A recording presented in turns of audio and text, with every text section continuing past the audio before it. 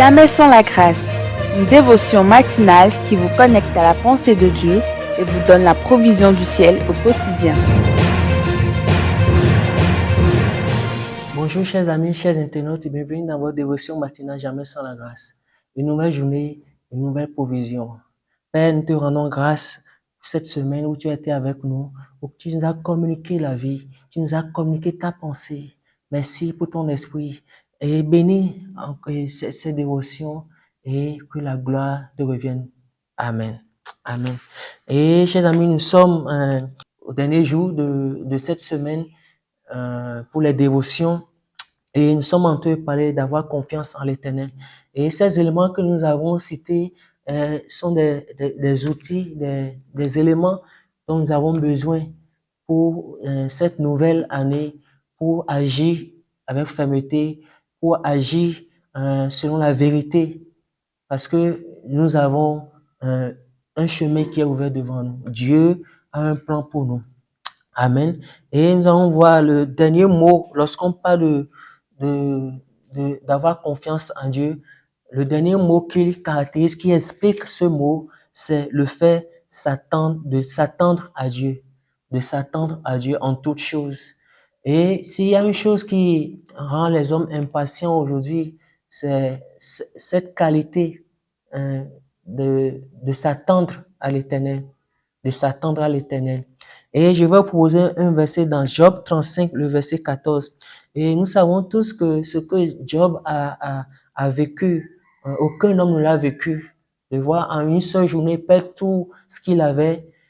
Et s'il y a quelqu'un qui peut mieux nous parler de ces choses, c'est Job.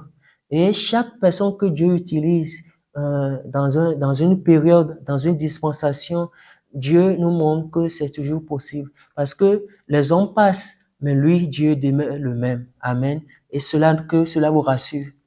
Et j'en lis dans Job 35, le verset 14. Et c'est Élu qui parle à Job, alors que Job se plaignait par rapport à son innocence. Et il dit, bien que tu dises que tu ne le vois pas, ta cause est devant lui. Attends-le. Amen. Oh, quelle parole rassurante de la part d'un jeune homme, comme les autres le regardaient à l'époque, comme un enfant. Et vous savez, Dieu se sert de chaque personne pour nous parler. Et c'est ça qui est important. Si c'est Dieu, si c'est lui que nous servons, si c'est lui que nous cherchons, si c'est en lui que nous nous confions, il trouvera toujours le moyen de nous faire communiquer sa volonté, de nous faire communiquer sa parole.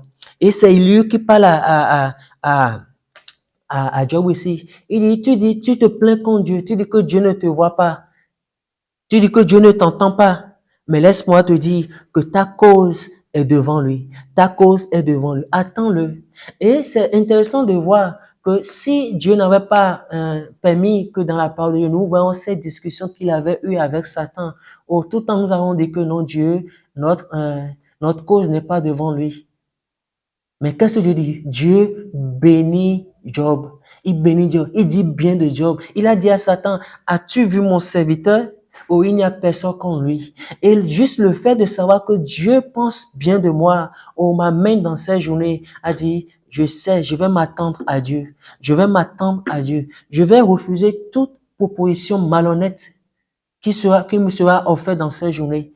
Comme le diable a fait, il a proposé à Jésus de faire du compromis avec son identité. Et Jésus a dit non, il y a plus que le fait que ce que je peux avoir aujourd'hui. Il y a plus que l'argent que je peux avoir aussi. Il y a plus que l'approbation que je peux avoir aussi. Il y a plus que la promotion que je peux avoir aussi.